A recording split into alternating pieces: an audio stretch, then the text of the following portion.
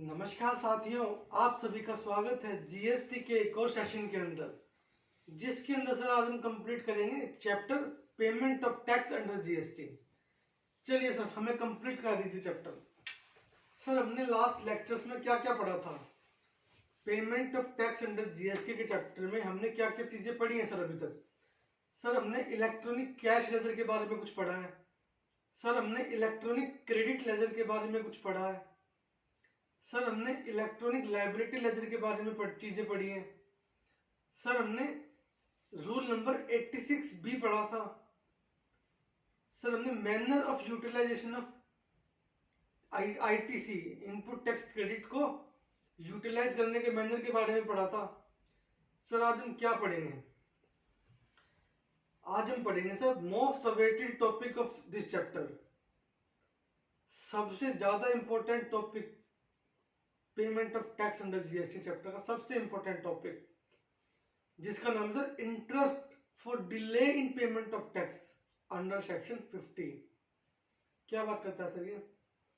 ये कहता है अगर आप टैक्स की पेमेंट ड्यू डेट पे नहीं करते हैं, डिले कर देते हैं बेसिकली आप, तब आपके ऊपर इंटरेस्ट लगेगा। सर, टैक्स तो आपसे कलेक्ट किया ही जाएगा, टैक्स तो आपसे हर हालत में कलेक्ट किया जाएगा, लेकिन टैक्स के अलावा आपसे इंटरेस्ट की भी वसूली होगी। सर, हमें समझ आ रहा है? आगे बढ़ो जी। चलिए सर दो सिचुएशन पढ़ेंगे इसके अंदर हम। सर, इसके अंदर हम दो सिचुएशन पढ़ेंगे। बहुत स्लो पढ़ाऊंगा जी, बहुत आराम से पढ़ाऊंगा। जहां आपको दिक्कत आए वीडियो को पॉज करना, जहां आपको दिक्कत है वीडियो को पॉज करना, उसके बाद ही आगे बढ़ना। जब तक आपको इस लेक्चर का कंटेंट पूरा समझ नहीं आएगा, आप क्वेश्चन सॉल्व नहीं कर पाओगे इस कंसेप्ट के। चलिए सर सिचुएशन नंबर 1 की बात कर रहे हैं। सिचुएशन नंबर 2 को मैं स्टार्ट तब करूंगा जब सिचुएशन नंबर 1 कंप्लीट हो जाए। मैं सिचुएशन नंबर 2 के बारे में आपसे अभी कोई बात नहीं करूंगा कि सिचुएशन 1 में क्या है, सिचुएशन 2 में क्या है। मैं आपसे सिर्फ सिचुएशन 1 की बात करूंगा। जैसे ही मैं सिचुएशन 1 को कंप्लीट करूंगा, उसके बाद ही मैं सिचुएशन 2 पे जाऊंगा सर। चलिए सर, तो मैं सिचुएशन 1 की बात करता हूं सर। क्या होता है? Delay in payment of tax in full और part, that is interest payable on tax declared and paid in GSTR 3B after due date. क्या बात हुई सर? हमने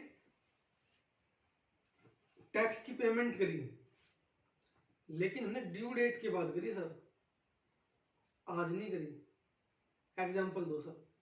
सर, अप्रैल महीने की जीएसटी रिटर्न फाइल होगी जीएसटीआर 3B मई महीने की 20 तारीख तक। आपने मई महीने की 20 तारीख तक जीएसटीआर 3B फाइल नहीं करी सर, अप्रैल महीने की। आप लेट फाइल कर रहे हैं, उसके बाद फाइल कर रहे हैं, तो सर टैक्स की वसूली तो की जाएगी गवर्नमेंट आपसे। गवर्नमेंट आपसे जीएसटी के टैक्स की वसूली तो करेगी, साथ में ही आपसे इंटरेस्ट भी लेगी। सर, आपने हमें पढ़ाया था 4 मेजर हेड होते हैं, 5 माइनर हेड होते हैं। आपने हमें 5 माइनर हेड के बारे में बताया था सर। आपने बताया था सर टैक्स होता है, इंटरेस्ट होता है, पेनल्टी होती है, लेट फीस होती है एंड अदर ड्यूज। तो बच्चा, टैक्स की बात, टैक्स तो हमें पे करना ही पड़ेगा। टैक्स का मतलब जीएसटी की पेमेंट। सर, इंटरेस्ट की कैलकुलेशन या इंटरेस्ट की बात हम यहां पे पढ़ेंगे आज सर। सर, पेनल्टी कहां पे पढ़ेंगे?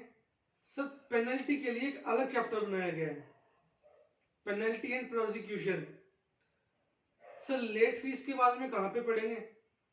अरे, हमने लेट फीस के बारे में तो ऑलरेडी पढ़ रखा है ना sir, return under GST chapter के अंदर। रिटर्न अंडर जीएसटी चैप्टर के अंदर हमने लेट फीस के बारे में पढ़ा था सर। हमें याद आ रहा है क्या सर? हम सुना दें? मैंने कहा आपको याद है, वेरी गुड। आज हम लेट फीस की बात नहीं करेंगे, आज हम इंटरेस्ट की बात करेंगे, जो इंटरेस्ट लगेगा सर। सेक्शन याद करना पड़ेगा सर हमें। मैं कहता हूं सर याद कर लो तो ज्यादा अच्छा आपके लिए। अरे बिल्कुल आसान सेक्शन है, सेक्शन नंबर 50, सेक्शन नंबर 50। तो interest for delayed in payment of tax under section 15, इसमें सिचुएशन 1 क्या है सर, आपने डिले किया इन payment of tax in full और पार्ट, आपने या तो पूरा का पूरा टैक्स का पैसा जमा नहीं कराया, या फिर आपने कुछ कराया कुछ रह गया आपसे, तो सर इस केस में क्या होगा, इंटरेस्ट लगेगा सर आपके ऊपर 18% पर एनम का, 18% पर एनम का आपके ऊपर इंटरेस्ट लगेगा सर। कब से लगेगा सर, जिस दिन ड्यू डेट होगी, जिस पीरियड की हमें टैक्स की पेमेंट करनी है, उस पीरियड टू टैक्स पीरियड की जो ड्यू डेट है उससे अगले दिन से कैलकुलेशन स्टार्ट हो जाएगी sir, from next date to the due date. और सर कब तक इंटरेस्ट कैलकुलेट होगा, till date of payment of tax, जब तक आप पेमेंट नहीं कर देते तब तक कैलकुलेशन होगी। सर हमें एग्जांपल से समझा दीजिए। मैंने कहा जी ओके सर, अप्रैल महीने की जीएसटी की पेमेंट आपने मई महीने की 20 तारीख तक नहीं करी, लेट्स सपोज आपने जुलाई महीने में करी 12 जुलाई को, तो सर इंटरेस्ट की कैलकुलेशन होगी सर आपको 21 मई से लेके 12 जुलाई तक इंटरेस्ट कैलकुलेट होगा सर आपके ऊपर। किस रेट से होगा सर, 18% पर एनम पे होगा सर। ठीक है सर, आगे बढ़िए सर। चलिए देखिए होता क्या है, आप जीएसटी रिटर्न फाइल करते हैं अपने टैक्स की पेमेंट करने के लिए, जीएसटीआर 3B, आपने जीएसटीआर 3B ड्यू डेट तक फाइल नहीं करी। सर बहुत सारे रीजंस हो सकते हैं, क्या पता आपके पास पैसा ना हो टैक्स की पेमेंट करने के लिए, और क्या हो सकता है सर, सर क्या पता आपका सीए अवेलेबल नहीं है, आपके सीए के पास अभी टाइम नहीं है, उसने कहा कि मैं डिले पेमेंट मतलब हम लेट फाइल कर देंगे जीएसटीआर 3B। और क्या रीजन हो सकता है सर, आपके घर में कोई प्रॉब्लम हो गई, कोई मिस हैपनिंग हो गई। और क्या हो सकता है सर, एनी रीजन, कोई भी रीजन हो सकते हैं। अब जीएसटी के अंदर क्या है सर, बहुत सारे टैक्स पेयर्स हैं। लेट्स सपोज एज्यूम कीजिए जी 1 लाख टैक्स पेयर्स हैं जिनको जीएसटीआर 3B फाइल करनी है, बेसिकली टैक्स की पेमेंट कर रहे हैं सारे के सारे। अब मान लीजिए किसी वजह से 50,000 बंदों ने जीएसटीआर 3B फाइल नहीं करी। अब डिपार्टमेंट ऐसा नहीं करेगा कि सबके पास डिमांड नोट इशू कर देगा, डिपार्टमेंट ये नहीं करेगा कि सब सर आपके ऊपर प्रोसीडिंग्स इनिशिएट कर दे under section 73, 74 and 74A। Department sir wait करेगा। अगर सर डिपार्टमेंट इमीडिएटली ही जैसे ही ड्यू डेट खत्म होती है जीएसटीआर 3B की, अगर उस डेट तक टैक्स पेयर ने टैक्स की पेमेंट नहीं करी है, तो ऐसा नहीं होगा सर कि जैसे ही ड्यू डेट खत्म हो जाएगी उससे नेक्स्ट डे डिपार्टमेंट आपको नोटिस सर्व कर देगा। ऐसा नहीं होता सर।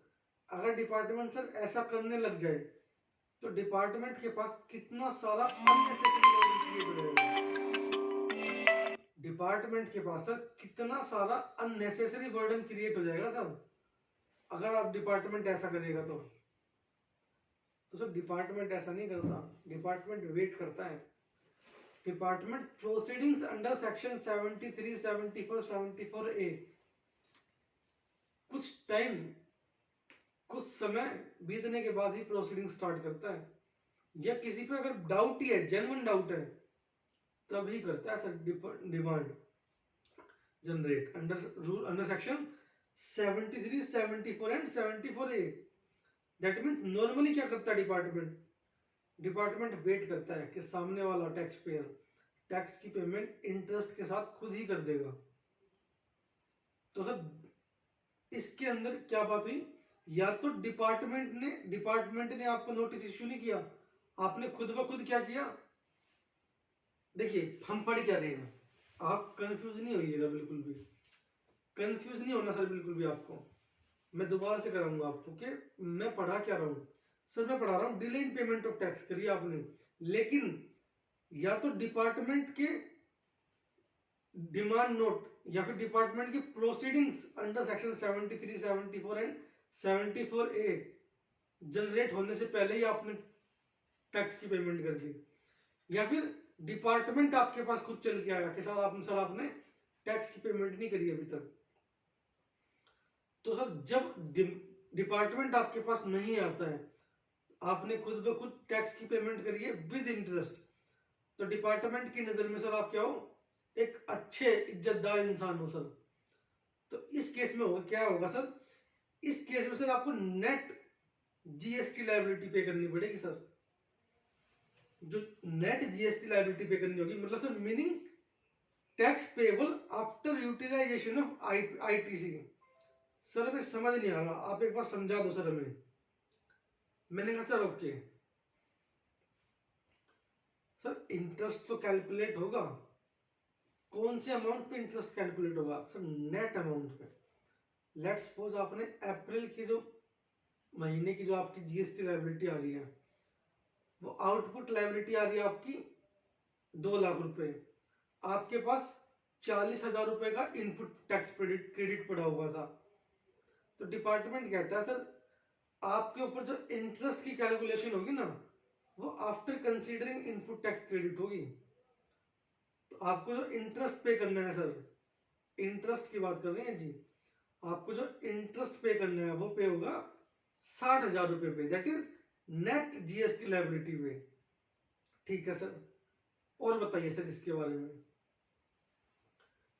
सर अगर अगर सर आपके ई कैश लेजर में, अगर आपके इलेक्ट्रॉनिक कैश लेजर के अंदर जब आपकी लायबिलिटी ड्यू हुई थी वहां से लेके जिस दिन तक आपने लायबिलिटी पे करी है विद इंटरेस्ट, क्या बोला, जब से लेके जब आपकी लायबिलिटी ड्यू हुई वहां से लेके जिस दिन आपने लायबिलिटी पे करी है, that is payment of tax तक, अगर उस टाइम तक सर आपके इलेक्ट्रॉनिक कैश लेजर में अमाउंट जो था वो मोर देन और इक्वल टू लायबिलिटी था, क्या meaning sir, if amount was lying in electronic cash ledger from due date of payment of tax till the payment of actual tax, said amount shall not be considered for the calculation of interest। क्या मतलब sir, समझिए जी, आपकी output tax liability थी 1 लाख रुपए की, आपके पास input tax credit पड़ा हुआ था 40,000 रुपए, तो आपसे जो इंटरेस्ट की कैलकुलेशन की जाएगी, आपके ऊपर जो इंटरेस्ट लगेगा वो 60,000 रुपए पे लगेगा सर, नेट जीएसटी लायबिलिटी पे। सर हमें समझ आ गया। लेट्स सपोज आपके इलेक्ट्रॉनिक कैश लेजर के अंदर 40,000 रुपए रखा हुआ था, कहां से कहां तक सर, जिस दिन आपकी लायबिलिटी ड्यू हुई, दैट मींस 20 मई हमारा एग्जांपल, वहां से लेके 12 जुलाई पेमेंट ऑफ टैक्स, वहां तक आपके पास इलेक्ट्रॉनिक कैश लेजर के अंदर 40,000 रुपए मेंटेन थे।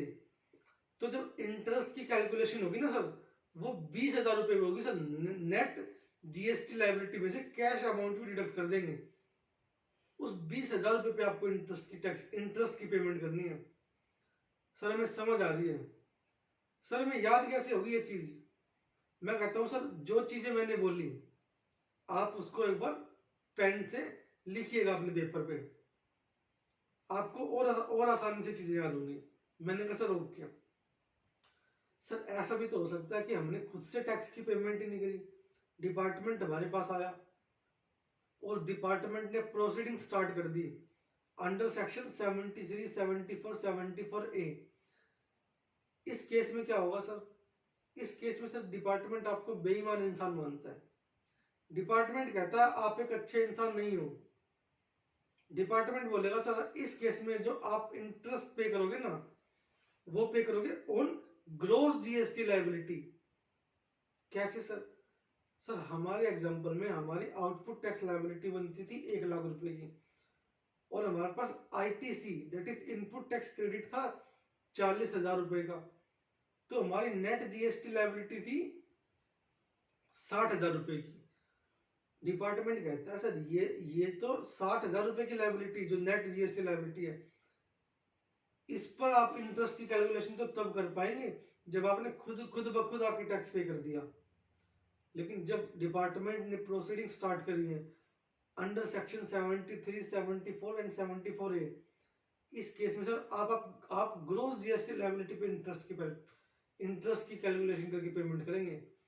तो सर आपकी जो इंटरेस्ट की कैलकुलेशन होगी वो 1,00,000 रुपए पे होगी सर, ना कि 60,000 रुपए पे। सर हमें समझ आ रही है आपकी बातें? सर सिचुएशन नंबर 1 आपकी कंप्लीट होती है जी। सर सिचुएशन 2 क्या कहती है? सर सिचुएशन 2 कहती है आपने यूटिलाइज किया है रॉन्गली अवेल्ड आईटीसी। क्या मीनिंग सर? अरे आपने एक आईटीसी था जिसके लिए आप एलिजिबल नहीं थे, आपने वो अवेल कर लिया। अवेल करने पे इंटरेस्ट की पेमेंट नहीं लेंगे डिपार्टमेंट आपसे। डिपार्टमेंट आपसे अवेल करने पे इंटरेस्ट की पेमेंट नहीं लेगा। यूटिलाइजेशन करने पर आप डिपार्टमेंट आपसे इंटरेस्ट की पेमेंट लेगा सर। इंटरेस्ट का अमाउंट डिपार्टमेंट चार्ज कब करेगा सर आपसे? जब आप रॉन्गली अवेल्ड आईटीसी को यूटिलाइज कर लोगे सर, अवेल नहीं करोगे, यूटिलाइजेशन पर लगेगा सर। सर अवेलमेंट और यूटिलाइजेशन क्या होता है समझाते हैं जी। लेट्स सपोज, देखिए एक्चुअल में ऐसा ही होता है, मैं आपको लेकिन समझा रहा हूं। सपोज समझाने की पर्पज से क्या होता है, आपने कोई 2 सीटर कार परचेज करी, whether it is for business purpose, whether it is for personal purpose, उस 2 सीटर कार पे सर आईटीसी आपका जो है वो ब्लॉक होगा। लेकिन सर मैं कहता हूं आपने जीएसटी में रिटर्न फाइल करी और आपने इनपुट टैक्स क्रेडिट अवेल कर लिया, आपने इलेक्ट्रॉनिक क्रेडिट लेजर के अंदर इनपुट टैक्स क्रेडिट अवेल कर लिया सर कि हाँ जी ये मेरा आईटीसी है। डिपार्टमेंट कहता है अवेल तो कर लिया, यूटिलाइज मत कर लियो। उसको यूटिलाइज मत कर लियो टुवर्ड्स पेमेंट ऑफ लायबिलिटी। समझ आ रहा है आपको? आपने अवेल तो कर लिया, यूटिलाइज मत कर लेना उसको। यूटिलाइज कर लिया तब गलत है सर आपके साथ।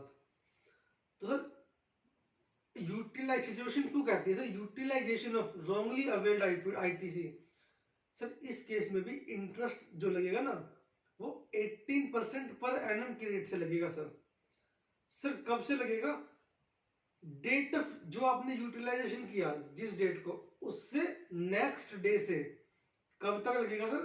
डेट ऑफ रिवर्सल या फिर date of payment of tax. जो आईटीसी आपने रॉन्गली यूटिलाइज कर लिया या उसको आप या तो रिवर्सल कर दो या फिर पेमेंट ऑफ टैक्स कर दो, वहां तक लगेगा सर। ठीक है सर। किस अमाउंट पे लगेगा सर? ये लगेगा ऑन एक्सेस आईटीसी यूटिलाइज्ड। ठीक है सर। तो बेसिकली हमें 3 कैलकुलेशन करनी है। एक तो करनी है amount of wrongly availed ITC multiply by rate of interest multiply by time period.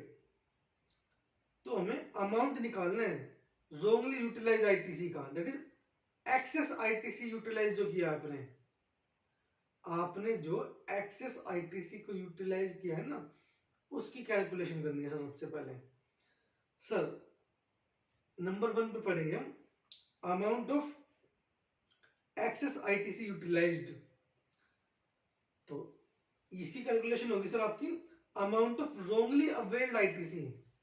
हम निकाल रहे हैं रॉन्गली यूटिलाइज आईटीसी सर, हम निकाल रहे हैं रॉन्गली यूटिलाइज्ड आईटीसी। कैलकुलेशन कैसी होगी? रॉन्गली अवेल्ड आईटीसी में से लेस करेंगे सर। निकाल क्या रहे हैं? Wrongly utilized ITC. कैलकुलेशन होगी रॉन्गली अवेल्ड आईटीसी में से लेस करेंगे sir closing balance in electronic credit ledger. Let's suppose हमने रॉन्गली अवेल्ड आईटीसी है हमारा 50,000 रुपए का और हमारा क्लोजिंग बैलेंस है इलेक्ट्रॉनिक क्रेडिट लेजर का 40,000 रुपए का। तो एक्सेस आईटीसी यूटिलाइज हमारा कितना होगा सर? 10,000 रुपए। सर अगर उल्टा होता, मैंने कहा उल्टा कैसे सर, आपका amount of wrongly availed ITC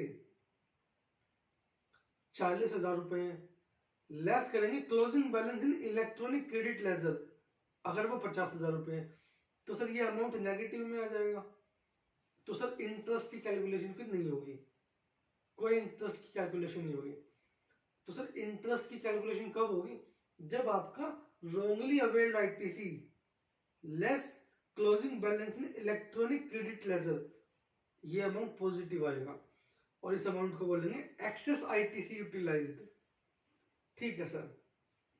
sir number second पे रेट क्या लगेगी सर इंटरेस्ट की, सर इंटरेस्ट की रेट लगेगी 18% पर एनम, 18% पर एनम की सर। ठीक है सर, आगे बढ़ो सर।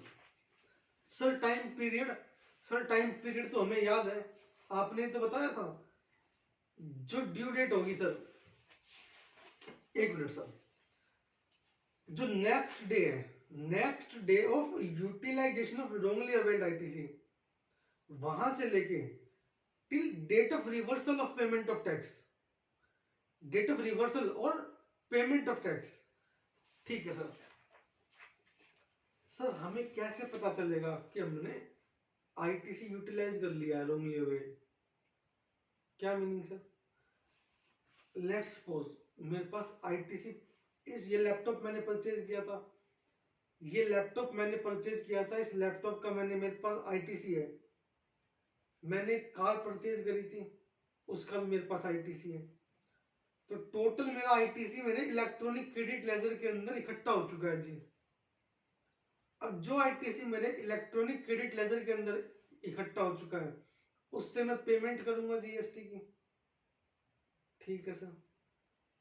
अरे मैंने लैपटॉप वाला आईटीसी यूटिलाइज किया है या फिर कार वाला आईटीसी यूटिलाइज किया, ये पता कैसे चलेगा सर, नॉर्मली ये पता नहीं चलेगा, नॉर्मली ये पता नहीं चल पाएगा। तो सर इसके लिए गवर्नमेंट ने हमें प्रोविजन सिखाए कि टाइम पीरियड हम किस तरीके से निकालेंगे।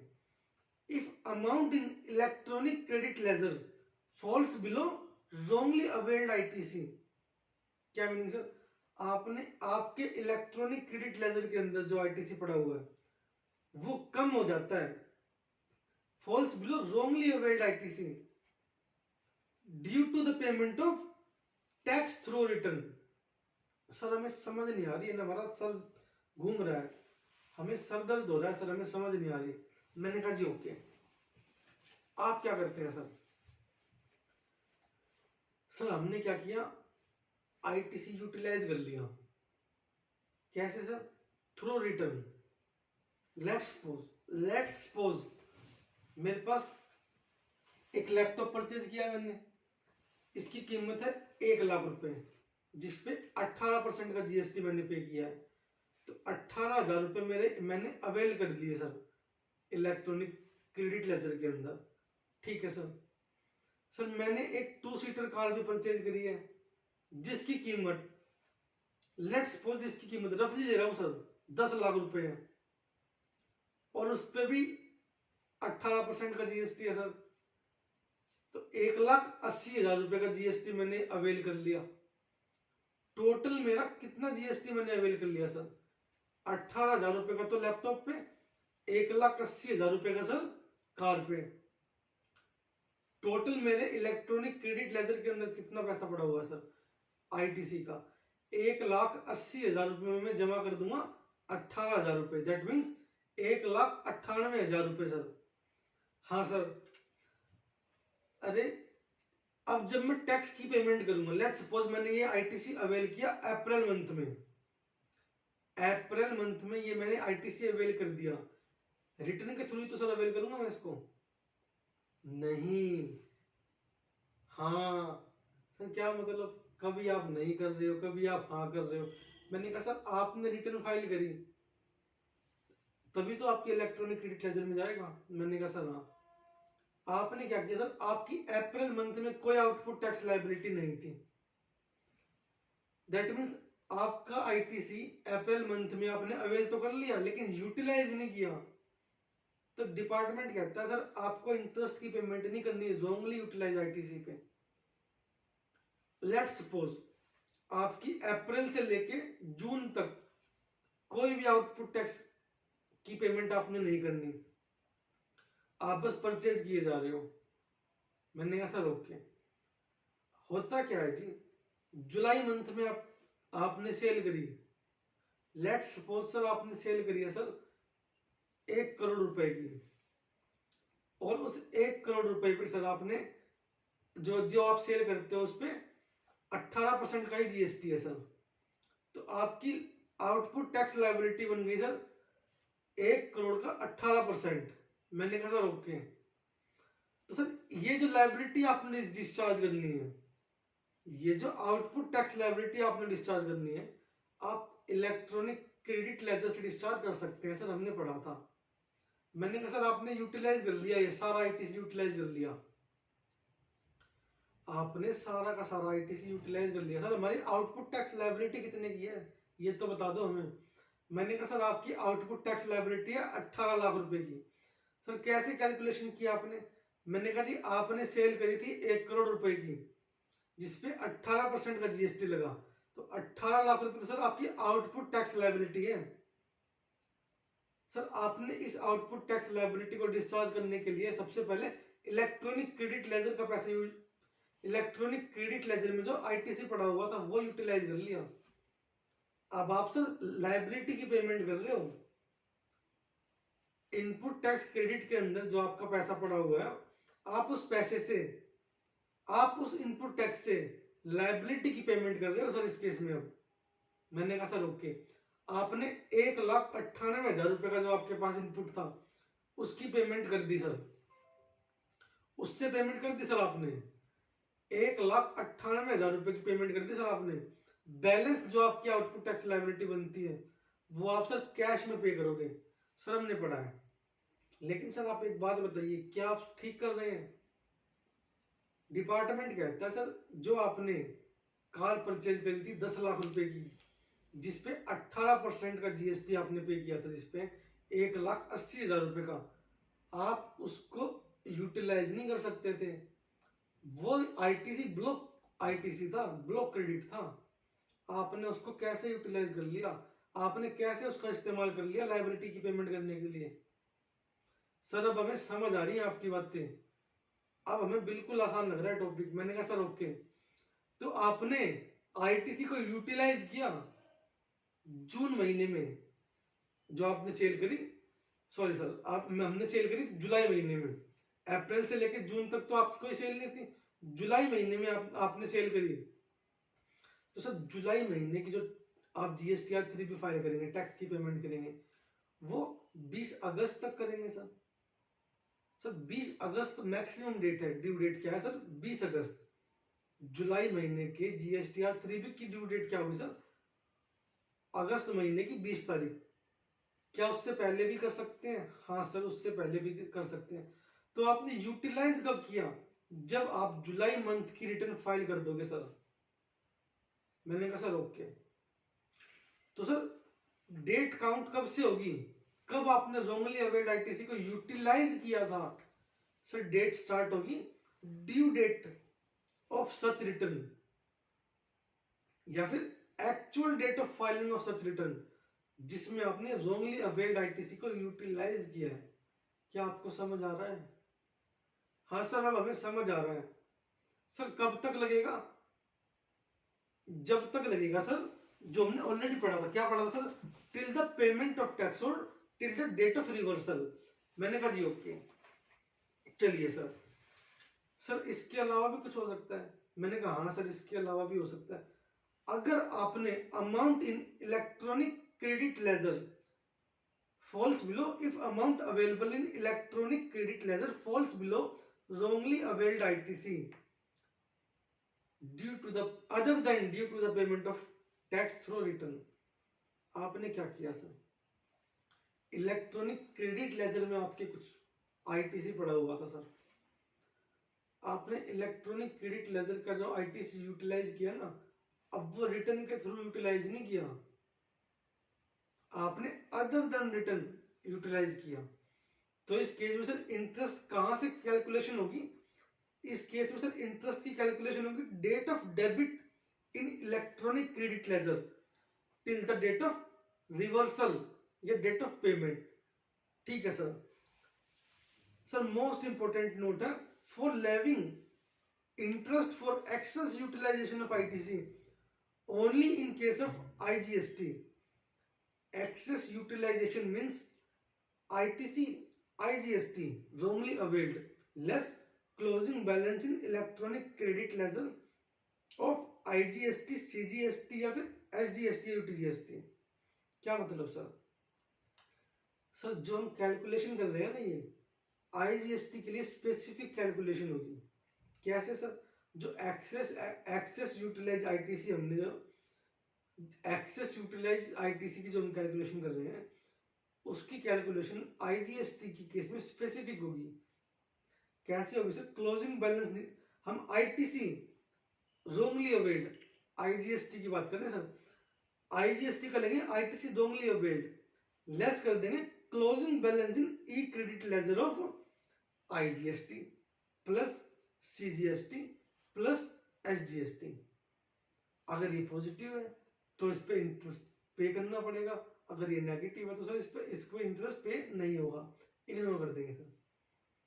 चलिए सर, चैप्टर हमारा कंप्लीट होता है payment of tax under GST. Thank you sir, stay connected.